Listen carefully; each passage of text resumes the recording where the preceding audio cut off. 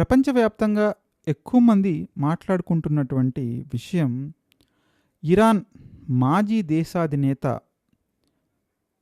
Khamenei అంత్యక్రియలకు ఎందుకు మోదీ వెళ్ళలేదు అనేటువంటి భావన, ఆ ధోరణి ఇప్పుడు ప్రపంచమంతా చర్చించుకుంటుంది. అదేవిధంగా మన దేశంలో ఉన్నటువంటి ఎవరైతే విశ్లేషకులు సామాజిక అంశాలను ఒక పొలిటికల్ కోణంలో ఆ నెరేటివ్లో ఊహించేవాళ్ళు వ్యంగ్యార్థాలు తీస్తున్నారు. మరీ ముఖ్యంగా మోదీ ఎందుకు ఇరాన్కి వెళ్ళలేదు, భారతదేశ విదేశీ విధానంలో ఏదైనా మార్పు వచ్చిందా, ఇరాన్లో ఇటువంటి అతి కీలకమైనటువంటి అంత్యక్రియలకు ప్రపంచ దేశాధినేతలందరికీ ఆహ్వానం అందింది.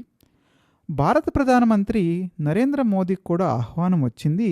కానీ ఎందుకు మోదీ వెళ్ళలేదు, ఒక స్వల్పమైనటువంటి ప్రతినిధి బృందాన్ని మాత్రమే ఎందుకు పంపించారు, ఇదంతా ఏం జరిగింది, ఎందుకు జరిగింది? అమెరికా అంటే భయం వేసిందా, ట్రంప్ అంటే గౌరవమా, ఇజ్రాయిలు మా స్నేహ దేశం, ఇజ్రాయెల్కి మా మద్దతు ఎప్పుడూ ఉంటుంది అని చెప్పేటువంటి సంకేతమా, లేక భారతదేశం యొక్క విదేశాంగ విధానంలో స్పష్టమైన మార్పులు వచ్చాయా, వ్యూహాలు మారాయా అనేది ఇప్పుడు అందరినీ తొలిచివేస్తున్నటువంటి సాధారణ ప్రశ్న. ఈ అంశాన్ని చారిత్రాత్మకంగా, రాజకీయంగా, వ్యూహాత్మకంగా వివిధ కోణాల్లో విశ్లేషించే ప్రయత్నం చేద్దాం. వీడియోని చివరి వరకు చూడటానికి ప్రయత్నించండి. వీడియో నచ్చితే మర్చిపోకుండా లైక్ చేయండి, 10 మందికి వెళ్ళే విధంగా షేర్ చేయండి, సబ్స్క్రైబ్ చేయడం మాత్రం మర్చిపోకండి. చివరి వరకు చూసి మమ్మల్ని ఆశీర్వదించాలని కోరుకుంటున్నాం.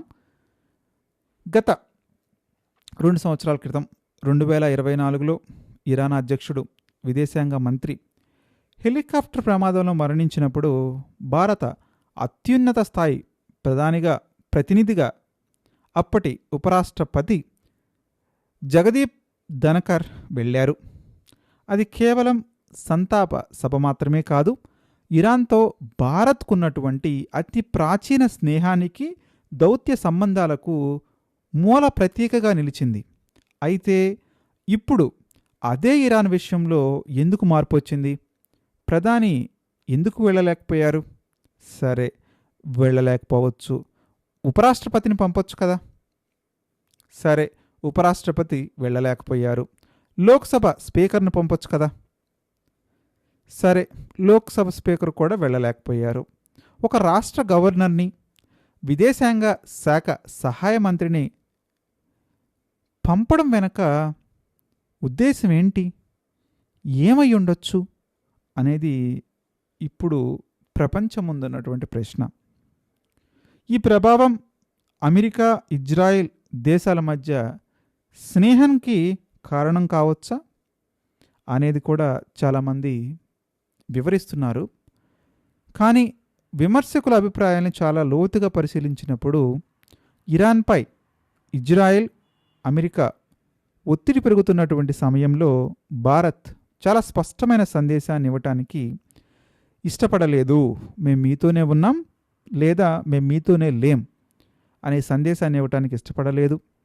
ప్రధాని లేదా ఉపరాష్ట్రపతి ఇరాన్ వెళ్ళడం ద్వారా భారత్ ఇరాన్కు దగ్గరగా ఉంది అనే సంకేతం ప్రపంచానికి వెళ్తుంది, మరీ ముఖ్యంగా అమెరికా, ఇజ్రాయెల్కు వెళ్తుంది అని భావించి ఉండొచ్చు అని చాలా పొలిటికల్ నెరేటివ్స్ వినిపిస్తున్నాయి. కానీ ప్రపంచ రాజకీయాల్లో ఇటువంటి బలహీనత చూపితే మన దేశానికి ప్రపంచ దేశాల ముందు గౌరవం దక్కుతుందా, లేక స్వతంత్రమైనటువంటి వైఖరే నిజమైనటువంటి భారత్ శక్తిగా ప్రపంచానికి చాటి చెబుతుందా అనేది $1 మిలియన్ క్వశ్చన్. చైనా రక్షాలు ఇదే అంశంపై కొన్ని ఎగ్జాంపుల్స్ సెట్ చేసున్నాయి. చైనా అమెరికాకు భయపడుతుందా? లేదు. అమెరికా కూడా చైనాతో సమాన స్థాయిలో చర్చలు జరుపుతుంది. రష్యా అధ్యక్షుడు పుతిన్ అమెరికా ఒత్తిళ్లకు తలవంచుతున్నారా అంటే అది కూడా లేదనే సమాధానం వస్తుంది. అందుకే ప్రపంచ రాజకీయాల్లో ఆయన ప్రాభవం స్పష్టంగా కొనసాగుతుంది. అంతర్జాతీయ సంబంధాల్లో ఒక మౌలికమైనటువంటి సూత్రం ఉంది. Negotiate from a position of strength, not from a position of weakness. బలహీనతతో వ్యవహరిస్తే దేశ ప్రయోజనాలు దెబ్బతింటాయి అని నిపుణులు నిగూఢంగా చెప్తున్నారు. ఏదైతే బలముందో ఆ బలాన్ని ముందు పెట్టి పోరాడాలి తప్ప మన బలహీనతను వాళ్ళ బలంగా ఇచ్చినప్పుడు మనం బలహీనంగా తయారవుతామనేది నానుడి. మరొక వైపు బంగ్లాదేశ్లో ప్రతిపక్ష నేత బేగం ఖలీద్ జియా కుటుంబానికి భారత్ విదేశాంగ శాఖ మంత్రి స్వయంగా వెళ్ళి నివాళులర్పించడం జరిగింది. ఆ సమయంలో బిఎన్పి అధికారంలో కూడా లేదు. అయినా భవిష్యత్ రాజకీయ ముఖచిత్రాన్ని, పరిణామాలను దృష్టిలో పెట్టుకొని భారత్ ఉన్నత స్థాయి ప్రాతినిధ్యం చూపించగలిగింది. అయితే బంగ్లాదేశ్ కంటే భారత్కు చాలా సన్నిహితంగా ఉంటుంది ఇరాన్. అదే చెప్తుంది భారత్ ఎప్పుడు. మరి అలాంటి ఇరాన్ విషయంలో మాత్రం ఎందుకు అదే గౌరవం కనిపించలేదు అనేటువంటి ప్రశ్నలు ఇప్పుడు ఉత్పన్నమవుతున్నాయి. మరొకవైపు మధ్యప్రాచ్యంలో భారత్ పాత్ర తగ్గిందా అనేటువంటి అనుమానాలు కూడా కలుగుతున్నాయి. పశ్చిమాసియాలో 1 కోటి మందికి పైగా భారతీయులు వివిధ దేశాల్లో జీవనం కొనసాగిస్తున్నారు. మరి చమురు అవసరాల్లో గణనీయమైనటువంటి భాగం ఆ ప్రాంతం నుంచే ఇండియా ఇంపోర్ట్ చేసుకుంటుంది. అలాంటి సమయంలో ఆ ప్రాంతంలో ఉద్రిక్తతలు పెరిగినా భారత్ ప్రతిభావంతమైన పాత్ర పోషించలేకపోయింది అనేటువంటి విమర్శలు ప్రపంచవ్యాప్తంగా, మరీ ముఖ్యంగా మన దేశంలో ఉన్నటువంటి ప్రతిపక్ష పార్టీలు కూడా వినిపిస్తున్నాయి. చర్చల్లో పాకిస్తాన్ కూడా ప్రస్తావనకు వస్తుంటే భారత్ మాత్రం ప్రేక్షక పాత్రలోనే ఉండిపోయింది అనేటువంటి భావన కలిగింది. ఇది భావన అంటే కంటే కూడా ఆందోళన కలిగించింది అని చెప్పడం సబబేమో. హిందూ ధర్మం ఏం చెప్తుంది? బలవంతుడి వైపు నిలవమని కాదు, ధర్మం వైపు నిలబడి మాత్రమే చెబుతుంది. మహాభారతంలో శ్రీకృష్ణుడు కౌరవులు బలంగా ఉన్నప్పటికీ పాండవుల పక్షాన మాత్రమే నిలబడ్డాడు. ఎందుకు?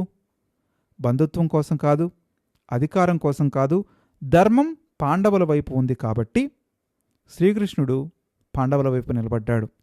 భీష్ముడు కూడా నేను ధర్మపక్షపాతిని అని చాలా స్పష్టంగా దుర్యోధన ముందే ప్రకటించడం జరిగింది. కర్ణుడు సైతం ధర్మం పాండవుల వైపు ఉంది అని నాకు తెలుసు అని ప్రకటించాడంటే ఆ భాష్యం ఏంటో మనం అర్థం చేసుకోవాలి. అంటే హిందూ తత్వం యొక్క శక్తి కంటే కూడా న్యాయాన్ని, ధర్మాన్ని ప్రాధాన్యంగా చూస్తుంది. మరి అలాంటి నైతికతను పక్కన పెట్టినా, జాతీయ ప్రయోజనాల దృష్టితో చూసినా భారత్కు ఇరాన్ వ్యూహాత్మకంగా, స్నేహపూర్వకంగా కీలకమైన దేశం. చైనా మధ్యవర్తిత్వంలో సౌదీ అరేబియా, ఇరాన్ మధ్య ఒప్పందాలు కుదురుతున్నాయి. అమెరికా కూడా ఇరాన్తో చర్చలు కొనసాగిస్తుంది.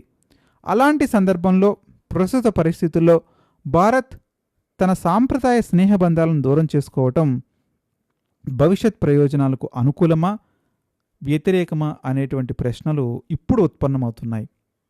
మరి భారత్ విదేశాంగ విధానంలో నిజంగా వ్యూహాత్మక దూరదృష్టి లోపించిందా?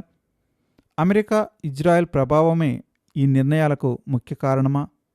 లేకపోతే ఇవి పూర్తిగా జాతీయ ప్రయోజనాలను దృష్టిలో పెట్టుకొని భారత్ ప్రభుత్వం తీసుకున్నటువంటి విధానపరమైన నిర్ణయమా? ఈ చర్చకు సమాధానం కాలమే చెప్తుంది. కానీ ఒక విషయం మాత్రం సుస్పష్టం. ప్రపంచ రాజకీయాల్లో గౌరవం పొందాలంటే స్వతంత్రత, ధైర్యం, స్పష్టమైన ఊహం చాలా అవసరం. దీనిపై మీ అభిప్రాయం ఏంటి? మోదీ ఇరాన్కు వెళ్ళాల్సింది అని మీరు భావిస్తున్నారా? లేక వెళ్లకుండా ఇప్పుడు చేసిన విధానమే కరెక్ట్ అని మీరు భావిస్తున్నారా? కామెంట్స్లో తప్పకుండా తెలియజేయండి. వీడియో నచ్చితే మర్చిపోకుండా లైక్ చేయండి, షేర్ చేయండి. మా ఛానల్ను సబ్స్క్రైబ్ చేయడం మాత్రం మర్చిపోవద్దు.